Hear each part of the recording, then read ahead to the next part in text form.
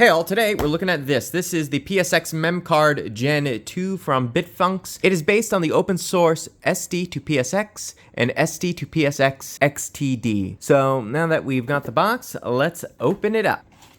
Inside we have the PSxMemCard Gen2, and then we also get a manual and an invitation card with links to follow their social media. So this is the PSxMemCard Gen2. The PSxMemCard Gen2, unlike the Gen 1, has a screen, and it also supports PlayStation 2, unlike the PSxMemCard, which is only for PlayStation 1. The PSxMemCard Gen2 also features two buttons, one here and one there, for working with the menu, and there's also a USB-C port for upgrading the firmware. There is an SD card slot on the side, and it comes with an included SD card. The included SD card is 8 gigabytes. Now that we've had a quick look at the PSxMemCard Gen 2, let's take a look at the contents of the SD card and then plug it into the PlayStation 2 and start using it. Okay, so we're looking at the contents of the SD card, and in the root directory we have a folder called Memory Cards, and we open that up and there's a PlayStation 1 and PlayStation 2 folder. In PS1 there is a boot folder, and in there is the default boot memory card. We can back up and then go to PlayStation 2, and there is a boot card. And inside the boot folder, we have boot card 1, which is free McBoot. And then we have boot card 2, which is FunTuna R3. We'll back up one directory. We have a card 1 folder, and there appears to be a 8 megabyte virtual memory card. And this is what the default layout of the SD card looks like on the PSxMemCard Gen 2. Now that we've seen this, let's plug it in and start using it. Okie dokie, here is the PSxMemCard Gen 2. It is plugged into my PlayStation 2. So let's power it on and take a look. When you first power it on, it loads up a memory card image. And you can see here, it's in its default state, PS2 memory card mode. And you can see there are two settings here. There is card and channel. So basically, card is your virtual memory card. And channel is basically another layer deep of memory cards is the best way of describing it. So you can have card 1, and then you have channel 1, card 1. Basically, that's just another memory card file underneath card 1. I don't find it very useful in this general memory card mode. We'll get into that a bit later. But basically, this is the standard memory card mode. If we go onto the PlayStation and go to the browser, we can see this is your typical memory card. You can see there are some games here, right? Just like that. If you just tap the button, either 1 or 2, it will change the channel. You can have up to 8 channels, and the memory card will reload, and you'll see we have a blank memory card. Now, if you want to change card, it's a similar idea, but you hold the BT2 button. So just hold it down, and now we're on card 2. And again, same thing. We have a blank memory card. And if we want to go back to card 1 and channel 1, it will load. And there we have card 1, channel 1. Now, one thing, when we're in PS2 memory card mode, we can't automatically switch to PlayStation mode. This has to be done manually. To do that, you'll hold down the BT1 and BT2 buttons. And you'll change the boot mode. Hold down BT2. It will default to PS1. And then just hold BT2 to select PS1. And now you can see on the screen, we now have our PlayStation 1 memory card.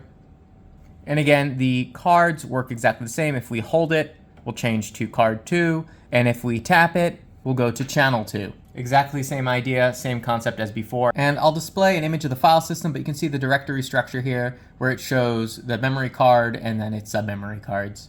Now, I don't actually have a PlayStation 1 for us to test this on, so we'll have to make do with the PlayStation 2, so not all features will be able to be shown. Now, this default state is fine and dandy, but where this really shines is what they call Autoboot mode. Basically, you don't have to fiddle with any of these controls when this is in Autoboot mode. Let's change the card to Autoboot mode. Again, hold down the 2 buttons and change the boot mode back to PlayStation 2 and select. So there is a little warning here, and it's basically saying do not set this to PS2 mode when it's plugged into PlayStation 1, as you can damage it. According to the manual, it will automatically default to PS1 mode when you plug it into a PlayStation 1, so you don't have to worry about accidentally blowing it up when you plug it in, but do not set it. At least that's how I understand this. Anyway, we'll hit confirm. And now it's loading our PS2 memory card. Okay, so it doesn't see it as a PS2 memory card right away, so we'll unplug it. Plug it back in.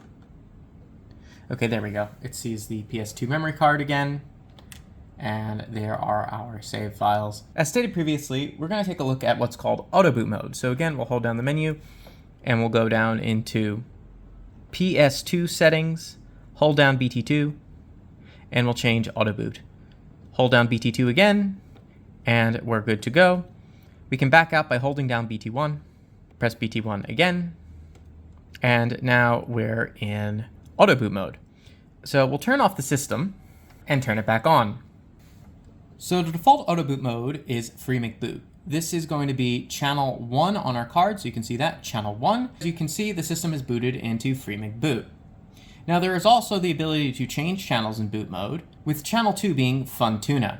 Unfortunately, that seems to crash my PlayStation 2, so we're not going to look at that. You could also set up custom boot modes, so I created a third memory card with OpenTuna, and we can take a look at that right now. So it's now loaded up boot channel 3, and we can go into the browser and we can see that we now have OpenTuna. And sure enough, OpenTuna is on the screen. I don't use OpenTuna, so I'm going to switch back to free McBoot. And to do that, I can just tap here, 1, 2, back to channel 1, and that's free McBoot. Again, by default, it comes with 2 boot memory cards, with one being free McBoot and the second being FunTuna. I set up a third memory card that was for OpenTuna. So let's reboot back into free McBoot and take a look at some more of the Autoboot features. So when we load up a PlayStation 2 game, it will create a new virtual memory card for that save file.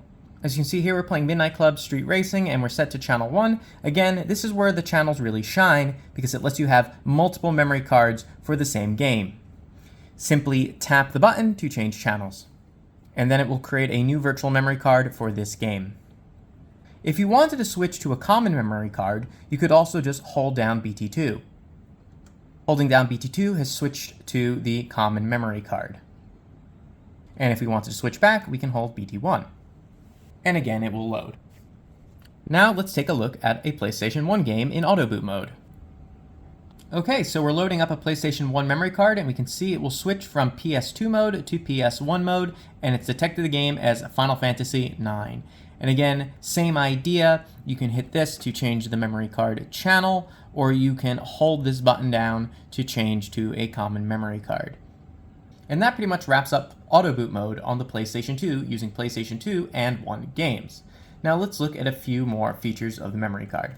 Holding down the menu button, we can also change some display settings. So we'll hold that down. And if you don't like that the screen's glowing, you can set it to turn off automatically. So just hold down BT2, and you can set the shut off time for the display.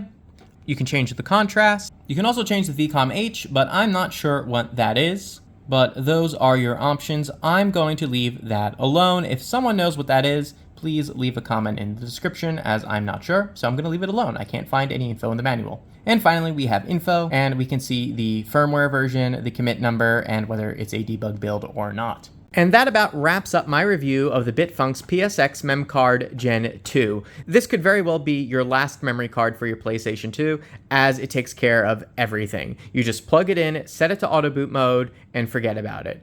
If you're interested in picking up one for yourself, there are some affiliate links below, and don't forget to like and subscribe, and I'll see you in the next one. Thanks, bye!